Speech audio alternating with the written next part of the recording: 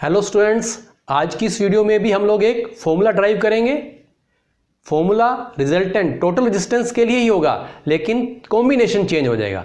तो पहले की वीडियो के अंदर था सीरीज कॉम्बिनेशन, आज की इस वीडियो के अंदर है पैरेलल कॉम्बिनेशन और हमारा क्वेश्चन लगभग सेम रहेगा। तो क्या था question? Drive an expression for resultant resistance of three resistors of different values R1, R2, R3 but now they are connected in parallel combination। तो देखिए स्टूडेंट्स, क्या है यहाँ पे? Three registers of different values are connected in parallel combination. तो series combination में क्या था? एंड टू एंड जुड़े हुए थे, एक ही रास्ते पे थे। अब यहाँ पे क्या हुआ? तीन अलग अलग रास्ते पे, कॉमन पॉइंट्स पे। तो ये कॉमन पॉइंट्स जुड़े हुए हैं। ओके स्टूडेंट्स, तो क्वेश्चन के अकॉर्डिंग आपको क्या दिया हुआ है? हमें दिया हुआ है थ्री रजिस्टर्स। तो we are given three registers of different values. तो वैल्यूज क्या है उनकी? R1, R2 and R3। अब इसका कॉम्बिनेशन कैसे है वो हमें बता दिया गया क्वेश्चन के अकॉर्डिंग, पैरेलल कॉम्बिनेशन है। ओके स्टूडेंट्स, अब यहाँ पे इसी चीज को हम यहाँ पे लेबल कर देंगे। ये R1 है, ये R2 है, ये R3 है। ये voltage potential difference of the battery, ये एमीटर और ये प्लग की है। तो जैसे ही हम प्लग की को ऑन करेंगे तो यहां पर करंट फ्लो करेगा। अब इस करंट को भी हम मान लेते हैं कि ये करंट I फ्लो कर रहा है। ठीक है स्टूडेंट्स, अब हमने क्या करना है? इस टोटल R1, R2, R3 जो कि पैरेलल कॉम्बिनेशन के अंदर है, इनका total resistance of the circuit कितना बनेगा, इक्विवेलेंट रेजिस्टेंस कितना बनेगा, उसको हमने फाइंड करना है। उसके लिए फॉर्मूला ड्राइव करना है। ठीक है, तो यहां पे हम क्या कर लेंगे? लेट कर लेंगे। अब लेट में क्या करना है? Let total resistance of the circuit will be capital R। ठीक है स्टूडेंट्स, अब जरा जो चीज ध्यान रखनी है, बेसिक कॉन्सेप्ट जो आपने पढ़ा था पिछली वाली वीडियोस में देखा है कि जो पैरेलल कॉम्बिनेशन है ये क्या करेगा? Parallel combination divides the electric current, यानी कि करंट डिवाइड हो जाएगा।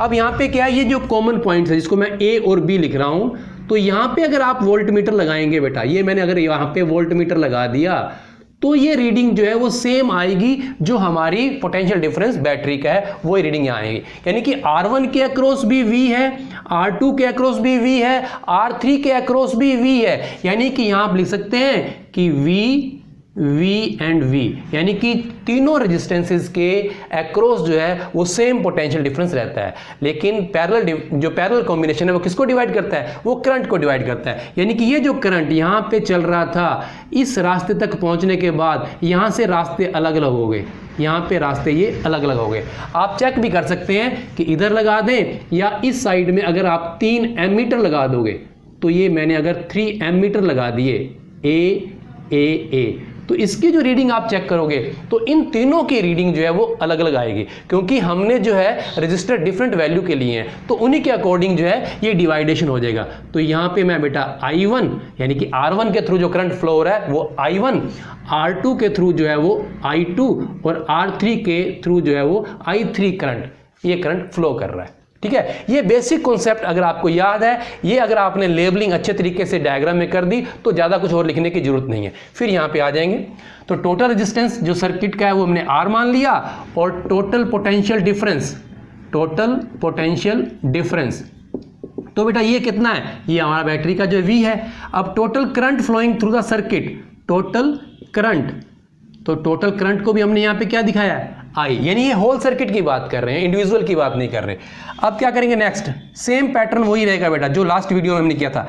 Applying Ohm's law for whole circuit, पूरे सर्किट के लिए आपने अप्लाई करना है। तो मैंने बताया था कि बेसिक फॉर्मूला आपने याद रखना है, V/I = R। लेकिन यहाँ पे फॉर्मूला कौन सा लगाएंगे? देखो यहाँ पे जो है पैरेलल कॉम्बिनेशन जो है वो डिवाइड कर रहा है करंट को, तो करंट के अकॉर्डिंग बनाना है। तो यहाँ पे हम बना देंगे I तो बेटा क्या बन जाएगा? I V/R। ये हमारी फर्स्ट इक्वेशन बन गई।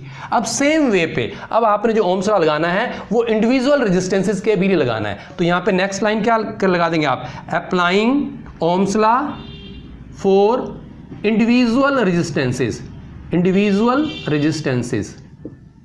उन सब के लिए अपने अलग अलग लगाएंगे। तो उसके लिए बेटा क्या होगा? अब देखो बेटा, अगर हम R1 के लिए बात करेंगे तो R1 की जो मैंने यहाँ पे लेबलिंग की हुई है उसके अकॉर्डिंग आप देखते जाओ। तो यहाँ पे I1 is equal to V by R1, क्योंकि V तो जो है वो कॉमन है, V सेम रहता है, ठीक है। तो ये हमारी इक्वेशन आपको सेकंड मिल गई। अब R2 के लिए करेंगे तो I2 is equal to V by R2, ये आपकी थर्ड इक्वेशन मिल गई आपको। देन सेम वे से I3 के लिए भी V बाय R3, तो ये आपकी फोर्थ इक्वेशन बन गई। ओके स्टूडेंट्स, अब मैंने आपको और क्या बताया था कि एज वी नो, हमें पता है बेटा कि ये जो करंट डिवाइड हुआ है I1, I2, I3, तो इसका अगर आप टोटल कर देंगे, सम कर देंगे, तो वो सम किसके इक्वल आएगा? वो जो total current of the circuit है उसके अकॉर्डिंग आ जाएगा, उसके इक्वल आ जाएगा, ठीक है। As we know total current flowing through the circuit I will be किसके इक्वल हो जाएगा ये? तो यहां पर I इज इक्वल टू जो है वो जो इंडिविजुअल करंट जा रहा है R1, R2, R3 के, उसके ऐड कर देंगे, सम के इक्वल हो जाएगा। तो ये आपके पास नेक्स्ट इक्वेशन जो है नंबर 5 मिल गई। अब क्या करना है? अब आपका काम हो चुका है, डेरिवेशन हो चुका है। पुट द वैल्यू, हम क्या करेंगे? पुट द वैल्यू, किस किस की वैल्यू पुट करनी है? I की, I1 की, I2 की और I3 की इन इक्वेशन 5। तो वैल्यू पुट कर देते बेटा। I की वैल्यू क्या है बेटा? V बाय R, तो यहाँ पे V by R is equal to V by R1 plus V by R2 plus V by R3। अब नेक्स्ट क्या होगा?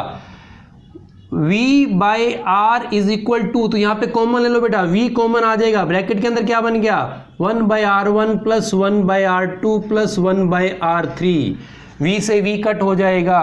तो जो फॉर्मूला मैंने आपको बताया था पैरेलल कॉम्बिनेशन के अंदर, अगर आपने रिजल्टेंट रेजिस्टेंस निकालना है तो यहाँ पे ये वाला फॉर्मूला आ गया। लेकिन ये फॉर्मूला जो है वो 1 बाय R का है, R का नहीं है, ये क्या है? 1 बाय R का है। तो यहाँ पर आप RP लिख लेंगे, सीरीज के अंदर RS लिख लेंगे, यहाँ पे RP, यानी कि ये जो reciprocal of total resistance in parallel combination वो क्या है? तो 1 by R1 plus 1 by R2 plus 1 by R3। This is the derivation of resultant resistance in parallel combination.